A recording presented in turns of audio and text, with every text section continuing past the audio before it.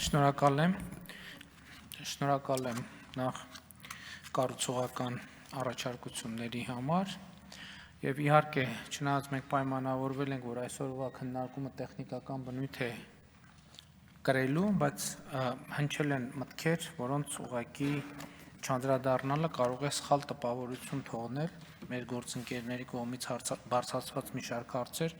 եւ ես ուզում եմ անպայման դրան անդրադառնալ։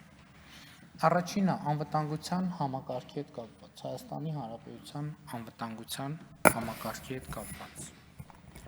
Ինչպես պատերազմից առաջ, այնպես էլ պատերազմից հետո Հայաստանի Հանրապետության արտաքին անվտանգության համակարգը փոփոխություն չի կրել։ Եվ այդ համակարգը հիմնված է եղել նախ եւ առաջ հայ-ռուսական համատեղ զորախումբ եւ հավաքական անվտանգության Կովկասյան տարածաշրջանում հակաօդային պաշտպանության համատեղ համակարգ ունենալու մասին վրա։ Ես այս ամբիոնից մի քանի անգամ առիթ ունեցել եմ ասելու։ Օրինակ, բոլոր այն մարդիկ, ովքեր փորձում են ցույց դնել, թե մի շարք կայացված որոշումներ անվտանգության նոր սպառնալիքներ են ստեղծել, օրինակ Սյունիքի մարզի համար, նրանք ուղղակի իրավիճակը խորը չեն գնահատում, որովհետև իրականում տեղի է ունեցել հակառակը, որովհետև բոլոր սահմանների պաշտպանությունը Հայաստանի Հանրապետության այժմ իրականացվում է ինչպես իմիջայլոց պատերազմից առաջ հայ-ռուսական համատեղ զորախմբի ուժերով եւ ջանքերով, բայց դա չի նշանակում, որ պարտադիր բոլոր տեղերում պետք է համատեղ, այսպես ասած, մարտական դիրքեր կամ պոստեր դրված լինեն։ Գոյություն ունի պայմանագիր եւ եթե կա անհրաժեշտություն, ես կարծում եմ, ես հասկանում եմ, որ կա անհրաժեշտություն, առաջիկայում ես առիթ կունենամ, չնայած այդ պայմանագիրը նաեւ հրապարակված է։ Հարց հնչեց Սյունիքի անվտանգության 102 ռազմաբազայի վերաբերյալ։ Ես կարծում եմ, որ դա գաղտնիք չի, որ Սյունիքի մարզում ռուսական 102-րդ ռազմական բազայի երկու նոր հենակետ է հիմնադրվել եւ այդ նոր հենակետերի հիմնադրումը լրացուցիչ մի երաշխիք է Սյունիքի մարզի եւ ընդհանրապես Հայաստանի Հանրապետության անվտանգությունը ապահովելու համար։ Սա շատ կարևոր արձանագրում է, նախկինում էլ անդրադառնալով ասել եմ, որ խնդիրը այն է, որ այն անվտանգային այն համակարգը, որը մենք ունեցել ենք եւ ունենք, այդ անվտանգային համակարգը տարածվել է Հայաստանի Հանրապետության սահմանների վրա։ Իսկ որոնք են այդ սահմանների նկարագրությունը տվել է Հայաստանի ազգային ժողովը 2010 թվականին ընդունված վարչատարածքային բաժանման մասին օրենքով։ Հիմա այս դահլիճում մարդիկ կան, ովքեր թմբկահարում են, թե ինչի է Հայաստանի Հանրապետության սահմանը այստեղ եւ ինչու է Շուրնուխին հաջորդում Ադրբեջանը, բայց այդ մարդիկ հիմա քապ քրտինքի մեջ ջանքեր են գործադրում, որ սահմանը այդտեղ ֆիքսած մարդկանց համամասնական ցուցակներում տեղ զբաղեցնեն։ Բայց մեկը կարա այս տրամաբանություն ինձ բացատրի։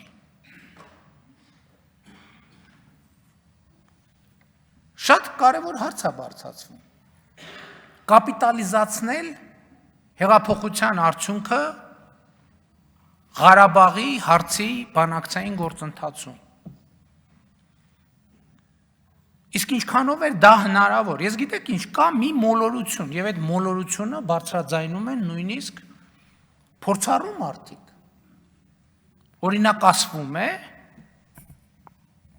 եւ այդպիսի տես տպավորություն կա, որ այ բանակցային գործընթացում ով կառուցողական մոտեցում է ցուցաբերում, նա ճնշումների չի ենթարկվում, իսկ ով ապակառուցողական մոտեցումների է, արժանանում, նա ճնշումների է ենթարկվում։ Եկեք նայենք, այս պրակտիկան ինչքանով է իրականությանը համապատասխանում։ 2011 թվականին Կազանում Ադրբեջան ուղղակի համաձայնեցված փաստաթուղթը հրաժարվեց ստորագրել։ Եվ ինչ եղավ դրանից հետո։ Դրանից հետո եղավ հետևյալը, 2014 թվականին Ադրբեջանը խոցեց հայկական ուղղաթիռ, 2015 թվականին աննախադեպ ծավալի հասցրեց սահմանային էսկալացիան, 2016 թվականին սկսեց պատերազմ։ Եվ դրա արդյունքում ինչ եղավ, Ադրբեջանին սկսեցին ճնշել, ճնշումներ գործադրել, ոչ, հակառակը տեղի ունեցավ։ Ես ասացի, փոխվեց բանակցային տրամաբանությունը, որ ասացին ոնց որ Ադրբեջանը ճիշտ է ասում, իսկ կարող է այդ տրամաբանությամբ սկսենք առաջ շարժվենք։ Եվ ընդհանրապես պետք է հասկանանք, շատ լավ պարզ է, որ իրադարձությունը տեղի է ունեցել 2020 թվականի հոկտեմբերի ներողություն սեպտեմբերի 27-ին, պատերազմը բռնկվել է։ Բայց այդ պատերազմը սենց օդից ընկել է միանգամից։ Բայց 2016 թվականի ապրիլին ինչ է տեղի ունեցել։ Բայց դրան նախընթաց շրջանում, ինչ ես նախորդ իմ ելույթում էլ ասացի։ Բայց այն ժամանակ, որ տարիներով բարձրաձայնում էինք, որ Լեռնային Ղարաբաղը բանակցային գործընթացից դուրս թողելը բերելու է անշրջելի հետևանքների։ Բայց 20 տարի դրա մասին խոսացվել է։ Հասկանում եք, Ղարաբաղը հայկական կողմը սեփական ձեռքերով դուրս թողնի բանակցային գործընթացից։ Ինչի հանուն իշխանության։ Ու այո, այն ժամանակ Հայաստանը կարող էր ասել, ես առանց Ղարաբաղի չեմ բանակցում ու ոչ մի բան տեղի չէր ունենա։ Ավելին ասեմ, այդ որ տենց խոսում են մեծ, եկեք հազիվ առիթ է, այստեղ մի նախադասություն հնչեց, եկեք տեսնենք 1999 թվականին ԵԱԿ Ստամբուլյան գագաթաժողովում կոնսենսուսով ինչ է ընդունվել։ Փաստաթուղթ, որը կոչվում է վերնագրին ուշադրություն դարձրեք, Եվրոպայում անվտանգության խարտիա, որ ընդունվել է կոնսենսուսով Հայաստանը ամենաբարձր մակարդակով մասնակցել է եւ կողմ է քվեարկել։ Եվ ինչ է գրված այդտեղ, եկեք մեջբերում անենք։ Մարդու իրավունքների, ներառյալ ազգային փոքրամասնություններին պատկանող անձանց իրավունքների նկատմամբ լիարժեք հարգանքը, բացի այն բանից, որ դա ինքնին նպատակ է, չպետք է խաթարի, այլ պիտի հակառակը ամրապնդի տարածքային ամբողջականությունն ու ինքնիշխանությունը։ Ինքնավարության ուշադրություն դարձրեք, ինքնավարության տարբեր հայեցակարգերը, ինչպես նաև վերոհիշյալ փաստաթղթում նշված այլ մոտեցումներ, որոնք համապատասխանում են ԵԱԿ սկզբունքներին, ազգային փոքրամասնությունների էթնիկ, լեզվական եւ կրոնական ինքնության պաշտպանության եւ խթանման միջոցներ են գոյություն ունեցող պետության ներսում։ Այս փաստաթղթին 99 թվականին Հայաստանի Հանրապետությունը կողմ է քվեարկել։ Դե հիմա եկեք դնենք շարքի մեջ, Լեռնային Ղարաբաղին դուրս է թողում բանակցային գործընթացից։ Ասում ես դե նորմալ է, որ միջազգային հանրություն ազատագրված տարածքները համարում է օկուպացված, գնում Ստամբուլում կողմ ես քվեարկում Եվրոպայի անվտանգության խարտիային, որտեղ այս պարբերությունը ունի առանցքային նշանակություն, ու հետո ինչ ես ուզում։ Ինչ է տեղի ունեցել հեղափոխությունից հետո։ Հեղափոխությունից հետո տեղի է ունեցել մի պարզ բան։ Մենք որ ասել ենք նույն կետից չենք սկսելու, ո՞րն է նույն կետը, երբ որ Սերժ Սարգսյանը ասում էր, որ անընդունելի են Ադրբեջանի լավատեսության տեղ չի թողում եւ անընդունելի են Ադրբեջանի ակնկալիքները։ Հետո էլ ասում էր, որ ըստ էության պատերազմի մենք պետք է գայինք ասենք, դե պատերազմը պետք է կանխել, ուրեմն գնանք այդ անընդունելի պայմանները ընդունենք։ Հա? Ժորժան, լավ, եկեք ի վերջո խոստովանենք։ Մենք հուսահատ կռիվ ենք տվել այդ ամեն ինչի դեմ։ Հուսահատ կռիվ ենք տվել այդ ամեն ինչին է։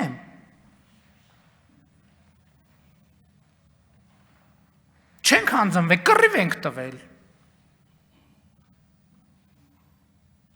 Եվ ուզում եմ ասել, այսօր կա այդ կռիվը։ Մենք նենց չի կաբինետներում փակված ենք այդ կռիվը տվել։ Այսօր ասում են, ես չեմ հասկանում, մեկ կարա ինձ բացատրի, ինչ հազար ներողություն էլի, ասենք դա նորմալ է, երբ որ քաղաքական նպատակահարմարությամբ ես ասացի, որ զոհերի թիվը 5000 զոհ մենք չունենք։ Առավել եւս 7-1-ը կարա բացատրի, դա նորմալ է, որ ասում են, այ 5000 զոհ տարավ կոտորեց, 7000 մարդ տարավ կոտորեց։ Այդ պատերազմը իմ ընտանիքի կողքով չի անցել։ Իմ որդին եղել է առաջնագծում են տեղում, որտեղ մենք տվել ենք ամենամեծ թվով զոհերը։ Իմ որդու հետ այսինքն կողքի իրանք մարմիններով իրար կպած մարդ է եղել զոհվել է։ Որևէ մեկը չէր կարող որոշել, որ պետքա զոհվողը լինի ինքը, եւ ոչ թե այդ մարդու անուն ազգանունը կա, դա ստուգելի փաստ է։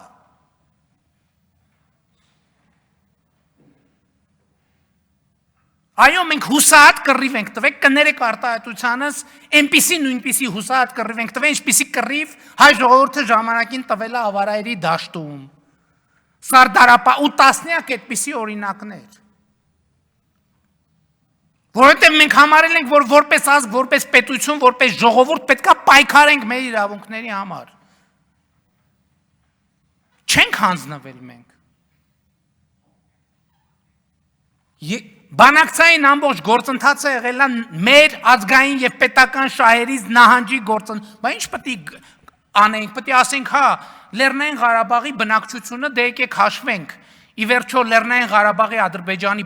ադրբեջանցի բնակչությունը ինչքան է։ Գնացեք թող բացատրեն, ինչ է, երեք ասել այդ մարդը նախորդ օրը, Լեռնային Ղարաբաղի բնակչություն։ Դուք լսել եք ես երբևէ ասեմ Լեռնային Ղարաբաղի բնակչություն։ Ես ասել եմ Լեռնային Ղարաբաղի ժողովուրդ։ Ինչ տարբերություն։ Որ ժողովուրդը սուբյեկտ է, սահմանադրական, որին պատկանում է իշխանությունը։ Որը ձևավորել է իր իշխանությունը, բնակչությունը ո՞րն է։ Եվ մի հատ էլ նամակ է գնում, ասում է, դե գիտեք, եկեք նայենք, էլի մի հատ հասկանանք ադրբեջանցիները ինչքան են։ Բայց Լեռնային Ղարաբաղի ասում է, Շուշի հարց երբեք չի քննարկվել, բոլորը ասում են, ոչ, չի քննարկվել։ Ասում է, ուղիղ խոսքը ում են ասում, բայց Լեռնային Ղարաբաղի ադրբեջանցի բնակչությունը ծառերի տակ էր ապրելու։ Ավտոների մեջ էր քնելու։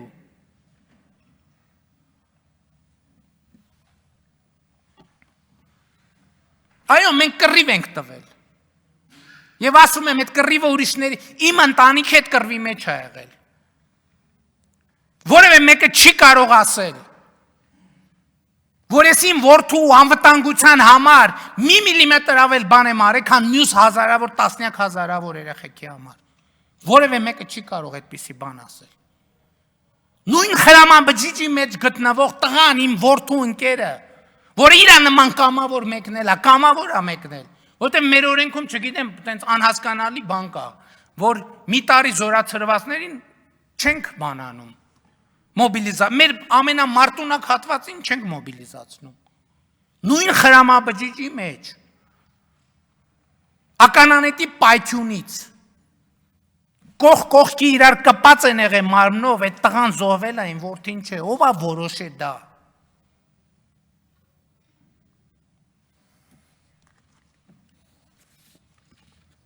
Հա, մենք կռիվ ենք տվել, որովհետև ես այս ամբիոնից եւ դրանից առաջ ասել եմ, մենք Վարդան Մամիկոնյանի սերունդներն ենք, մենք Արամ Մանուկյանի սերունդներն ենք։ Հա, գուցե մեր սխալն էր, որ Արամ Մանուկյանի լիազորությունները չենք վերցրել։ Որ առաջնագից խաբարանողներին, որ թողեք եկեք, ինչ գործ ունեք, այդտեղ ձեր կառավարության շենքը, այ որ լիազորություն ունենայինք, պատերի տակ գնդակահարեինք։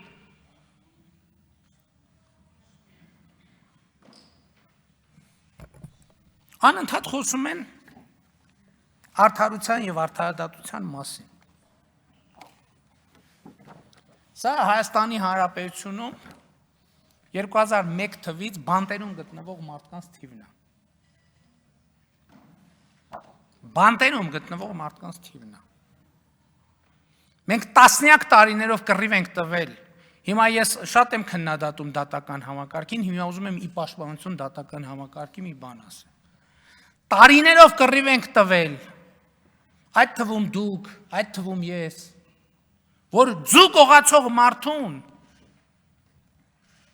կալանք են տալիս, տարիներով պահում են կալանքի տակ։ 2001 թվականին Հայաստանում եղել է բանտերում 7428 մարդ։ 2021 թվականին Հայաստանի բանտերում 1967 մարդ կա։ Այս մարդիկ են կոնկրետ, ընտանիքներ են, երեխեք են, որոնց հայրերը իրանց կողմ մենք ժողովրդին տվել ենք ազատություն։ Եվ ասեցի, որ արդարության հեղափոխությունը եղել է առաջին հերթին արդարության եւ արդարադատության համար, այո։ Իսկ արդարության եւ արդարադատության հիմնարար սկզբունքը հետեւյալն է։ Ես նախորդ անգամ ասացի, իմ գործընկերները իրավաբան ինձ ուղղում են։ Ես ասացի, որ սկզբունքը հետեւյալն է, ավելի լավ է մի հանցագործ, ավելի լավ է հանցագործը մնա ազատության մեջ, քան անմեղ մարդը հայտնվի բանտում։ Իրավաբան գործընկերները ինձ ուղղում են, ասում են, սկզբունքը սենց ավելի լավ է 10 հանցագործ մնա ազատության մեջ, քան մի անմեղ մարդ հայտնվի բանտում, որտեվ հանցագործին այսօր չէ վաղը կբռնես եւ դու արդարադատությունը կիրականացնես։ Իսկ երբ որ անմեղ մարդ 3 տարի, 5 տարի, 10 տարի բանտում է իր երեխու ճակատագիրը այլևս չես կարա վերականգնես։ Այո, այսօր ճիշտ եք ասում, բազմաթիվ հանցագործներ կան ազատության մեջ, բայց այսօր Հայաստանի բանտերում անմեղ մարդ չկա, մենք մեր խոստումը կատարել ենք եւ մենք այո հեղափոխություն ենք արել։ Մենք ասել ենք, մենք վենդետաներ չենք իրականացնելու։ Չենք իրականացնելու։ Այսօր խոսում են, ասում են, բռնապետական իշխանությունը Հայաստանում հաստատված։ Հայաստանում չի կարա բռնապետական իշխան, որտեղ 2018 թվականին մենք մեզ զրկել ենք բռնապետություն լինելու հնարավորությունից։ Մենք մեզ զրկել ենք բռնապետություն լինելու հնարավորությունից։ Մենք ենք մեզ զրկել։ Մենք եթե ուզենայինք 2018 թվականին հնարավորություն ունեինք տեսականորեն այնպիսի մի բռնապետություն ստեղծել, որ այստեղ այդ թվում այստեղ եւ այստեղից դուրս խոսողները շնչելուց արտաշնչելուց առաջ ցույցտվություն խնդրեին եւ խոնարհեին 3 անգամ նոր շնչեին եւ արտաշնչեին։ Բայց մենք մեզ զրկել ենք այդ հնարավորությունից։ Որովհետև մենք չենք կարող ուրանալ մեր անցած ճանապարհը։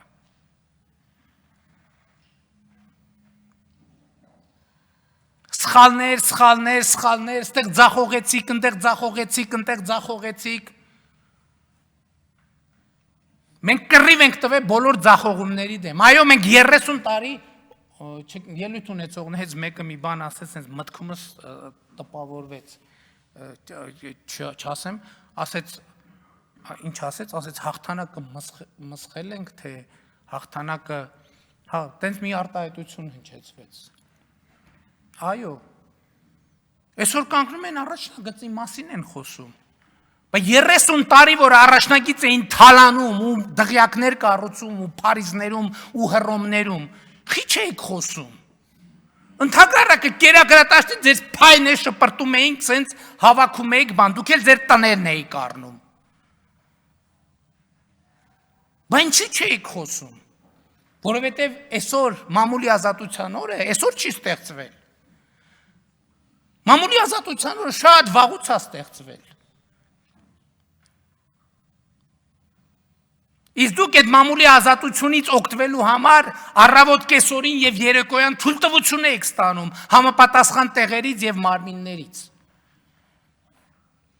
Այո, մենք ձեզ ենք տվել ազատության, բայց դուք չեք ուզում այդ ազատությունը։ Որովհետև ազատությունը նաև պատասխանատվություն է։ Որովհետև այդ կերակրատաշտը ձեզ համար ավելի կարևոր է, քան որևէ ազատություն։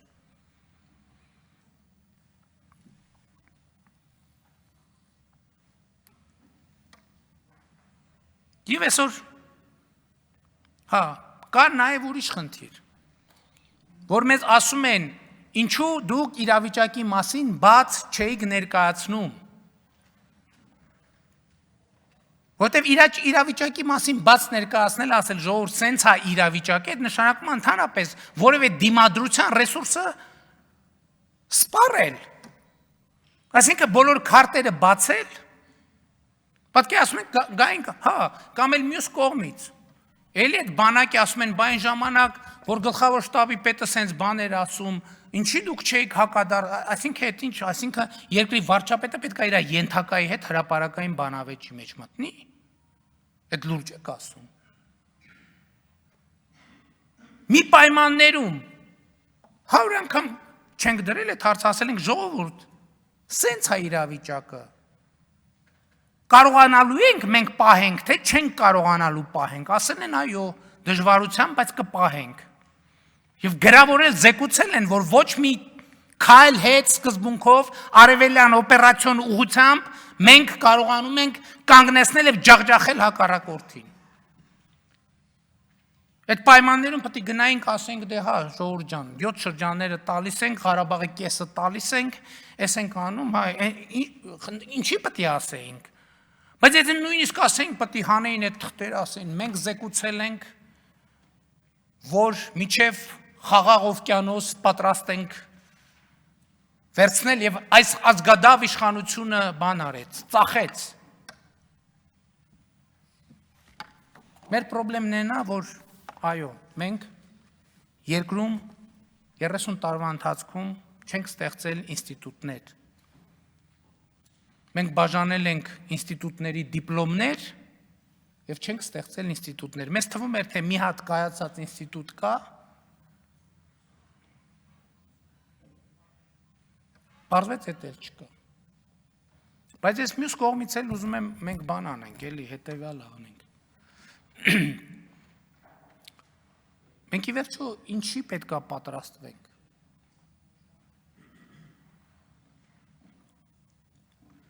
Մենք պետք է պատրաստվենք անվտանգության, տարածաշրջանային կայունության եւ մենք պետք է Էլի եմ ասում, մենք մեր տարածաշրջանում իրադրությունը պետք է փոխվի, բայց դա մենակ մեզնից չի կախված եւ չի կարող մենակ մեզնից կախված լինել։ Եվ մենք պետք է, այո, նաեւ այն գլոբալ process-ները, որ տեղի են ունենում, մենք այդ գլոբալ process-ները ես ուզում եմ մենք ճիշտ արձանագրենք։ Օրինակ, երբ որ Ռուսաստանի Դաշնությունից, Միացյալ Նահանգներից, Ֆրանսիայից այնպիսի հայտարարություններ են հնչում, որոնք մենք ողջունում ենք, այդ հայտարարությունները հնչում են տարածաշրջանում անվտանգություն եւ կայունություն ապահովելու համար։ Այդ հայտարարությունները չեն հնչում տարածաշրջանը բորբոքելու համար։ Սա շատ կարևոր արձանագրում է եւ ես երևի տենց բան պիտի չասեմ, բայց ուզում եմ մեզ բոլորս տեղյակ լինենք, որ աշխատանքային process-ների ընթացքում է դա նաև տեղի ունենում։ Մենք այդ խոսակցություն ունենում ենք։ Եվ մենք էլ ենք ասում, մեզ էլ ասվում, այս որոշումները մենք ընդունում ենք, այս հաշվի առնելով այդ թվում իմ նշած գործոնները։ Բայց շատ կարևոր է, որ այս հայտարարությունները ծառայեցվեն ոչ թե բորբոքելու համար, այլ կարևոր է, որ այս process-ները օգտագործվեն կայունություն ապահովելու համար։ Որտեղ մի կողմից մեզ մեղադրում են, հա, Հայաստանի նախկին ղեկավարները Հայաստանին մեղադրում են պատերազմ բորբոքելու մեջ։ Սա Հայաստանին մեղադրում են, որ բանը հասել աստեղ, ասում է, խաղ բնակչությանը մենք հարվածել ենք, դրանից հետո Ադրբեջանը նոր հակագործողություն, այսինքն Ստեփանակերտը չի ռմբակոծվել, այդ մարդիկ տեղյակ չեն եղել։ Այսինքն Մարտակերտը չի ռմբակոծվել։ Այսինքն Վարդենիսը չի ռմբակոծվել։ Շուշի, հա, Ղազանչեցոտ եկեղեցին չի ռմբակոծվել։ Բայց Վարդենիսի անուն տվողները ինչի չեն իրանց կուսակցության ղեկավարներին ասում, որ բա ես ինչ եք սենց ասում, բա Վարդենիսում առաջին օրերին խաղաղ բնակիչ է զոհվել։ Չէ՞ նկատում ես ամեն ինչը։ Որտեվ իրանց թվում է թե բան։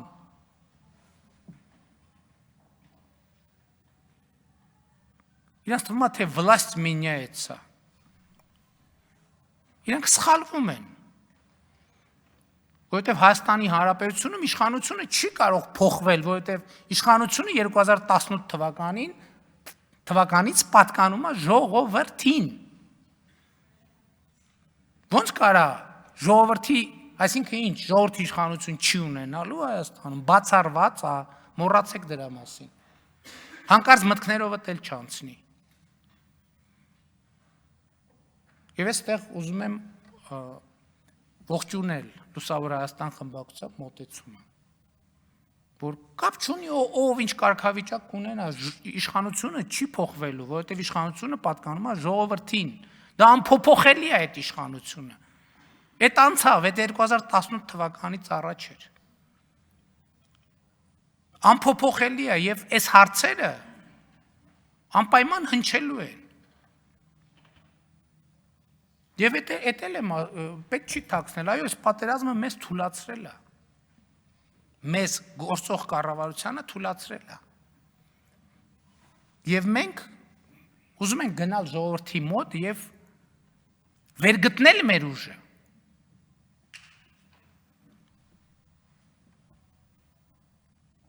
և այս խոսակցությունը պետք է տեղի ունենա, այն ժամանակ մենք թիմով էլ այս բանակցային գործընթացի մանրամասները, դե ասում ենք չբացենք, այնուամենայնիվ այդքան շատ մանրամասն չանենք, որովհետև դա կարող է Հայաստանի պետական շահերին, բայց պետական շահերի մասին ո՞րն է։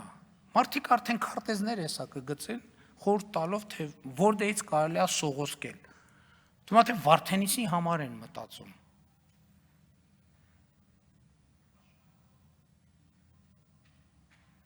Բայց բոլորովին ուրիշ բանի մասին են մտածում։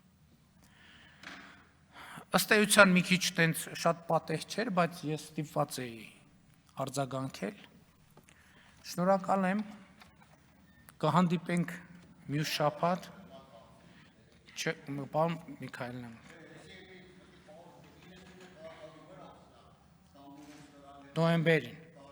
Նոյեմբերին, հոկտեմբերի 27-ից հետո։ Շնորհակալություն։